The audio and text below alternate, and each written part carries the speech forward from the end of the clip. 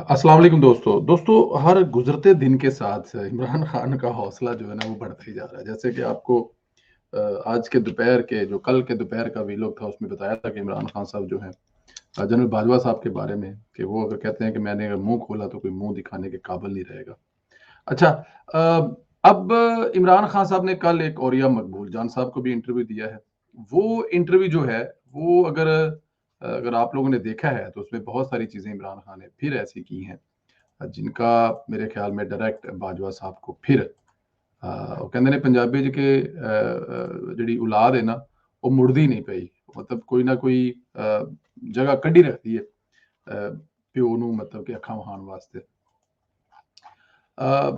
इमरान खान साहब ने कहा जी मेरे खिलाफ साजिश अमेरिका से शुरू हुई। सितंबर 2021 में हुसैन हक्कानी को हायर किया गया और वजीर आजम होते हुए मुझे पता ही नहीं था। हुसैन हक्कानी अमेरिका में मेरे खिलाफ काम कर रहा था, जनरल बाजवा को प्रमोट कर रहा था।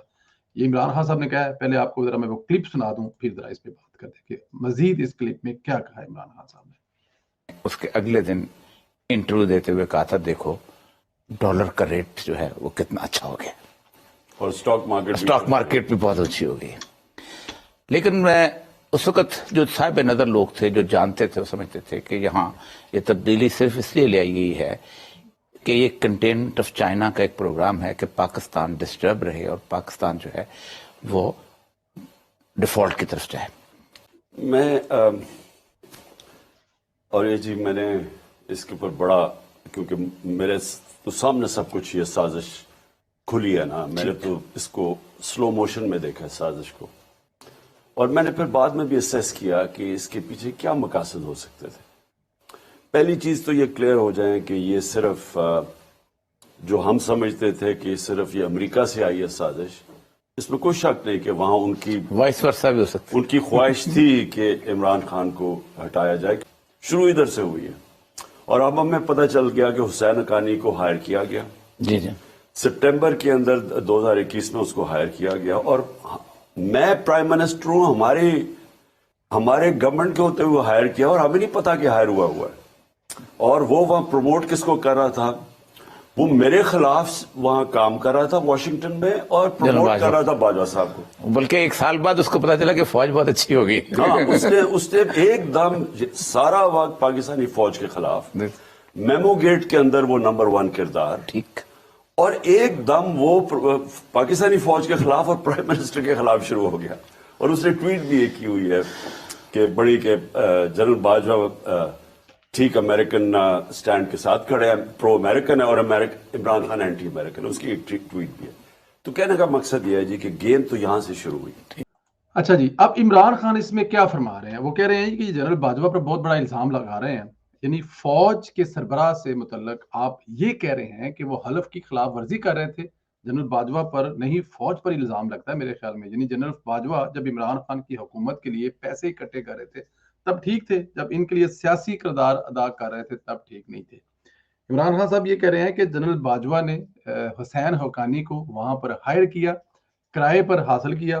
वो वहां पर जनरल बाजवा को तो अमेरिका में प्रमोट कर रहे थे, उनके बारे में नरम रवैया पैदा कर रहे थे और इमरान खान की हुकूमत के खिलाफ काम कर रहे थे, या इमरान खान की हुकूमत और इमरान खान को हटाने के लिए वो काम कर रहे थे। और इसके बाद जनरल बाजवा पर नया इल्जाम लगा दिया कि इनकी वजह से दहशतगर्दी बढ़ी, कि वो सियासी खेल में मसरूफ थे और दहशतगर्दी बढ़ रही थी। मसूफ ये फरमाते हैं कि मैंने जनरल बाजवा को बहुत दफा कहा कि जनाब हमें मुहतात रहना होगा, मुल्क में दहशतगर्दी ना आ जाए।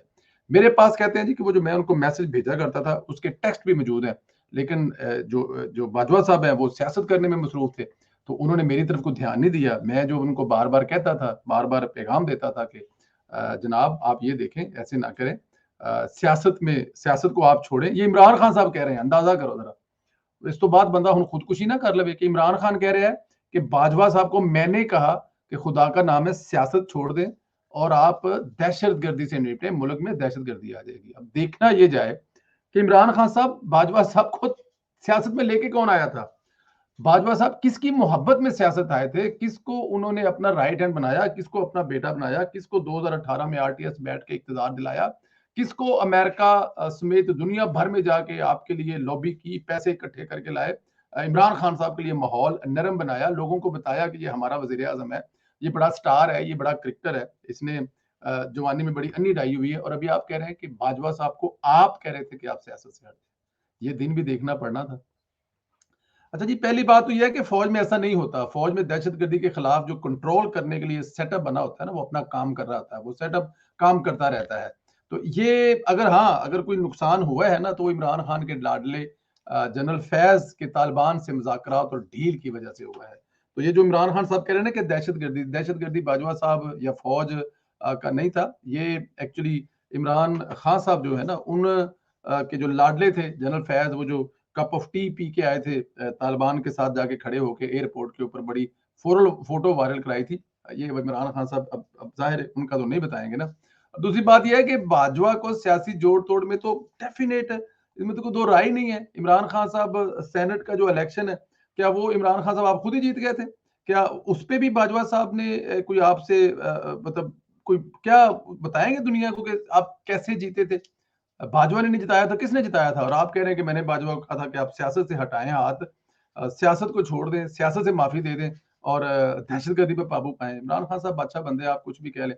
سامنے اوریا مقبول جان صاحب بیٹھے ہوئے. اچھا ایک چیز اور, فیض حمید نے پی ڈی ایم توڑنے کے لیے باجوہ, عمران خان اور پرویز خٹک کو بریفنگ دی تھی. یہ فیض حمید صاحب کی ایک اور لیک ہوئی ہے جی, کہ انہوں نے پی ڈی ایم توڑنے کے لیے باجوہ صاحب کو, عمران خان کو اور پرویز خٹک جو اس وقت وزیر دفاع تھے, ان کو بریفنگ دی تھی. عمران خان کہا تھا کہ جس حد تک جا سکتے جائیں اور پی ڈی ایم توڑ دیں. یہ منصور علی خان نے انکشاف کیا ہے. ظاہر ہے منصور علی خان صاحب کو جہاں سے آج کل خبریں مل رہی ہیں, وہ آپ کو پتہ ہی ہے, وہ ڈائریکٹ آج کل باجوہ کہتے ہیں کہ باجوہ نے منہ پایا ہے, منصور علی خان ہے, ڈائریکٹ خبریں مل رہی ہیں ان کو وہاں سے.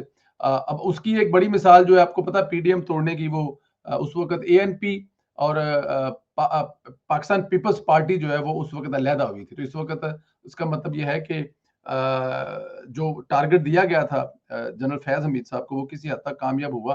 پوری تو پی ڈی ایم نہیں ٹوٹی, کیونکہ پی ڈی ایم میں مین نواز شریف اور مولانا فضل الرحمان صاحب تھے, وہ نہیں ٹوٹے, لیکن پیپلز پارٹی کے لیے اور اے این پی کے لیے کچھ عرصہ کے لیے پی ڈی ایم سے نکال لیا تھا. یہ بات تو کنفرم ہوتی ہے کہ اس وقت تھا. اچھا جی, دہشت گردی کے معاملے پر آل پارٹی کانفرنس ہونی چاہیے. دہشت گردی کے معاملے پر سب سے پہلے خیبر پختونخوا حکومت کو وفاقی حکومت کے ساتھ بیٹھنا چاہیے. یہ جناب وزیر داخلہ رانا ثناء اللہ صاحب نے کہا. وزیر داخلہ نے دہشت گردی کے معاملے پر آل پارٹیز کانفرنس کا مطالبہ بھی کیا ہے. اب یہاں سے کام شروع ہوگا. حکومت کو دہشت گردی اور معاشی چیلنج کا سامنا جو ہے نا, وہ یہ ایک جو آل پارٹیز کانفرنس ہوگی نا جی, تو دہشت گردی سے نپٹیں گے تو معیشت خود بخود ٹھیک ہو جائے گی. کیونکہ یہ دونوں کام جو ہے نا, یہ عمران خان صاحب کے خراب کیے ہوئے ہیں. دہشت گردی جو اب دوبارہ سر اٹھا رہی ہے, وہ عمران خان صاحب اور اس کے لاڈلے کی جو پنگیں تھی طالبان سے جو بڑھی ہوئی تھی, ان کی وجہ سے یہ سارا کچھ ہو رہا ہے. جو اسلام آباد والا دھماکہ ہے اس پر بھی آتے ہیں.